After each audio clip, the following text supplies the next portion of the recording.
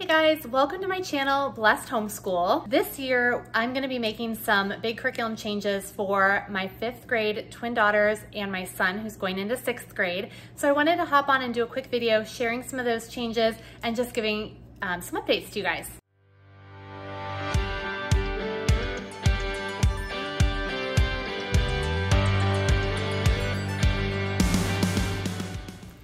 All right, so every year, usually beginning around February, I like to take a good look at the homeschool curriculum that we've been using and decide if I want to make changes as we start to look forward to the new year. We look at what worked well for us, what didn't work well, what we might want to change, what do my kids want to learn that maybe we haven't been incorporating as much, things like that. So I feel that the choices that we've made so far have worked out really well for us.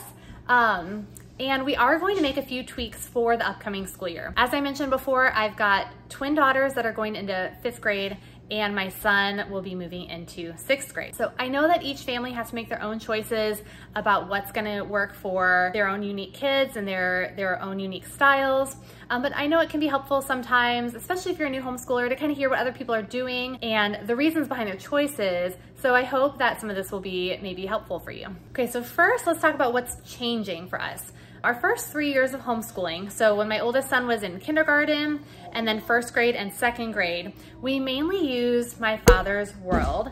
And then we also supplemented with Singapore Math and All About Reading and Spelling. I used those for him during that time as well. And when my son began 3rd grade, we switched to BJU Press Homeschool, their distance learning online. We really loved that curriculum. We've been using that for the past 3 years. I love their biblical worldview integration. And I do have a post on my blog that you can read to kind of learn more about why we switched to that curriculum and how we used it, how it's been working for us. So the first year we used their distance learning online option pretty much exclusively. For the past 2 years, we've used the DLO for math, reading, English, spelling, and I've done teacher-led for heritage studies, science, and handwriting. So we've kind of used a mixture of those things. In case you're curious, I'll be honest that many days handwriting got skipped. We made it through about a third of the way through the book, and then we just kind of practiced handwriting in other ways as we did our learning. And we were able to work in the heritage studies and science about every other day with our schedule. So that's how we integrated those.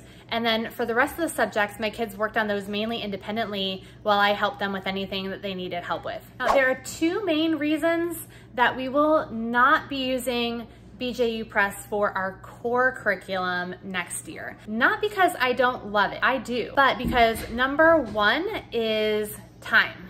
All right, so this year my kids got involved in a few more classes at our local co-ops. We rejoined Bible Study Fellowship. We were just busier with our math, reading, English, spelling, social studies, and science courses all taught and completed separately. Some days it became very hard to just fit everything in. Now, I know it's okay if you don't get through all of your curriculum, but this year especially just seemed harder for us in regards to the time if we wanted to get through every subject on most days. So I began looking for a more integrated approach to conquering language arts and some different options for us. So that was the first reason. Second reason would be accountability for us. The first couple of years that we used the DLO, it really helped teach my kids some digital learning skills. It also helped them be a little bit more independent in their schoolwork. This year, I felt that my kids personally would benefit from a bit more one-on-one teaching and more accountability, especially in math and English. I'm not sure if it's because we're headed into the tween years or not, but I noticed a little bit more slacking this year from one of my kiddos, not pointing fingers, where they would either not pay as much attention to the teaching videos or they wouldn't ask for help when they needed it. There were many days I did have to go back and kind of re-explain concepts when I realized that pages of their work texts weren't completed or they were completely wrong. So that also added time to our already busy day and probably could have avoided if we had taken a different route from the beginning. So I learned that language arts was a bit more of a struggle for my kids this year, and we just needed some extra attention on writing mechanics and spelling. And I also wanted a bit more literature in the curriculum than we had this year as well. Like I said, it had worked great for us in the past. This year just felt like we needed to change it up a little bit. So that being said, here's what I've chosen for our curriculum next year. For my 5th grade girls and my 6th grade son. All right, so for language arts, I'm trying something completely new for us this year. I'm a little bit nervous, but I'm also excited. We're gonna be using learning language arts through literature with my kids. I'm gonna be using the purple book with my girls and the tan book with my son. What's most appealing to me about this program, besides the literature, is its integrated approach to teaching. So with one single program, we are going to cover multiple subjects in the context of the literature, which I know research shows help kids make connections and create deeper understandings in their learning. So no longer will our English, reading, spelling, handwriting be separate, but with learning language arts through literature, we'll be studying spelling, reading, grammar, composition, research, study skills, higher order thinking skills, creative writing, and penmanship in an integrated manner. You can check out their website to learn more about it. Like I said, it's gonna be new to me too, so I will have to share more about it as we go, but I'm looking forward to trying something new and seeing how this goes. Their curriculum is a 36-week program. It is 5 days a week, but I'll share more about that as we get going. That's what I have planned to try out so far. Okay, for math, with BJU Press Math this year, my kids would watch their lesson video online and then complete their work text assignment independently. Even though I love math, I do delegate this because my kids are working at different levels. And with our crazy schedule this year, some weeks, there may have been a couple days before I could check everybody's math work. So they would do their math, and usually I try to check it right away. Some days it just took me a day or two. And when I would check it, I would find they've been doing it completely wrong. You know, part of that was on me, and I needed to kind of be more on top of checking their work, things like that. But sometimes things just get crazy. And I realized that, again, with our schedule and just where they were at, that they might benefit from an online program that had shorter, more succinct videos, something that would automatically grade their work. So if I couldn't get to it right away, they would get immediate feedback. And a program that had the ability to really target any weaker areas that they struggled with.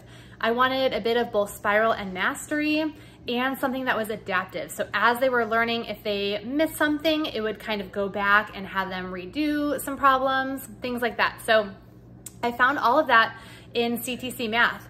And we actually began using that program a couple of months ago, and we're gonna be sticking with it for next year. I've enjoyed it so far, the kids have liked it. We're gonna see one more year how it goes. I love that all my kids have access to all the grade levels, and there's one family membership fee. So I'm saving a lot of money on my math, to be honest. So again, we'll see how it goes, but that's what we're using this year. Okay, for social studies and science, we really did enjoy our BJU Press Heritage Studies and Science this year, but I decided to go with an integrated approach again, and we will be using My Father's World Exploring Countries and Cultures with my 5th and 6th graders together. From what I've learned, or what I've heard and what I can tell, there's not a lot of history with this curriculum package, and it's mainly geography. I don't plan on adding anything additional right now. In fact, we've done a good deal of US history the past couple of years and not as much geography. So I'm really looking forward to this study and doing this program with my kids before we dig into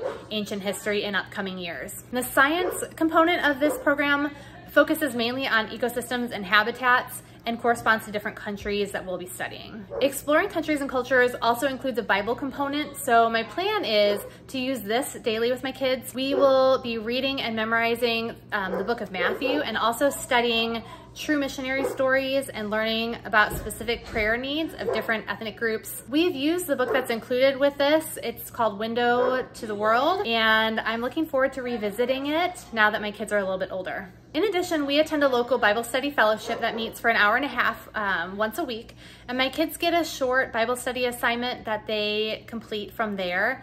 But I also like to supplement with the not consumed Bible studies for their morning time devotionals. And you guys, there really is so much good stuff out there. I found a curriculum from BJU Press. It's called Basics for a Biblical Worldview. I'm actually going to be doing a flip through video about this soon that I want to try to incorporate into our studies. I'm not sure how that's going to look if if we're gonna, do it every other day, once a week. We simply may just read through the lessons as we're able to. There are eight units and it's geared towards 6th grade level. So I'm not gonna stress about it too much, but if we can get to a lesson or 2 a week and just take our time through it, I think it's gonna be a great study for our entire family, really. All right, for art, there is an art component, an art and music component included in the Exploring Countries and Cultures, but I'm honestly not sure how much we'll utilize them. We've really been loving creating a masterpiece for our art lessons, and we try to do at least one project a month. Sometimes it's every other month, but I continued our subscription for that this year, so we're gonna keep it at least one more year and continue doing those projects. I do have a review of that program up on my blog that you should go check out. We've really, really loved it. Okay, for foreign language, we participate in a homeschool co-op that meets once a week, and I actually teach a Latin class there. We use Memoria Press, their Latin curriculum. So we have already completed Prima Latina and Latina Cristiana. And this year, well, at the end of last year, we started First Form Latin, and we're gonna continue that this year. So that's gonna be our foreign language component. We meet once per week, and then my kids have a short little assignment each day that they will complete at home to do on their own. And just a couple additional subjects or notes. I feel, really fortunate to live in an area where we have so many great opportunities available to us as homeschoolers. So through our co-op, my kids will not only take Latin, but they participate in a drama program there, and they'll typically take one other class. Not sure what that is gonna be yet because we don't have the full schedule posted, but we'll do that. We also meet once a month with a sweet lady who teaches these quilting classes out of her homes. My kids love that. They're just learning how to hand sew, some different techniques, and I love the skills that they're picking up from that class. For music, my kids do take lessons. They each play a different instrument, so they'll do lessons for that. And then we do a sport, which I've been counting for their PE. I'm not planning anything extra for a PE or health curriculum for this year. That may change, but for this year, nothing extra except for their lessons. And this is just something extra, but at lunchtime, we like to turn on World Watch News and watch their 10-minute segment. I do have a subscription to them, and we get our daily dose of news from Christian journalists. It's a great program, so I highly recommend you check them out if you aren't familiar with them. All right, so in addition to curriculum, this year, I'm gonna be continuing to use Homeschool Hall to keep track of our homeschooling state requirements. And I also use Homeschool Planet for my lesson planning. So my kids can log into Homeschool Planet each day to see what their assignments are, which is really helpful. So I do use 2 tools for that. I thought about just using one, but Homeschool Hall doesn't have a great planner yet, even though they are working on implementing one. And I don't love Homeschool Planet's functions for keeping track of the hours that I need to do. I just prefer Homeschool Hall's functionality for this. So maybe in the future I'll consolidate and just use one, but for now I've got a good rhythm going and I like the functionality of both of those tools. So that's what I use for my planning and my state requirement record keeping. So there you have it, my curriculum picks for my 5th and 6th graders, the changes we're making, and why we're making some of them. As I mentioned earlier, every family and every child is different, with different needs, different state requirements, and different resources. So your curriculum choices might be different than mine, and that's okay. Will we complete all of this perfectly? Will I get every subject in every day that I plan it? Maybe for the first month, but keep in mind that even with my ideal choices for now, things happen and we do the best that we can every day. I can't see the future to know that all of this will work for us, and I may need to make changes mid-year, but that's the beauty of homeschooling. I say that just as a gentle reminder that one way is not better than the other, and as you're making your own curriculum decisions, just take what you see from others with a grain of salt. But I do hope that maybe you found something helpful and useful here, that you heard something that could benefit you or that you want to check out, look into a bit more. If you did or didn't, feel free to drop a comment below with any questions that you have or anything else that you want to know about. Thanks again so much for watching. Don't forget to like and subscribe, and I will see you guys next time.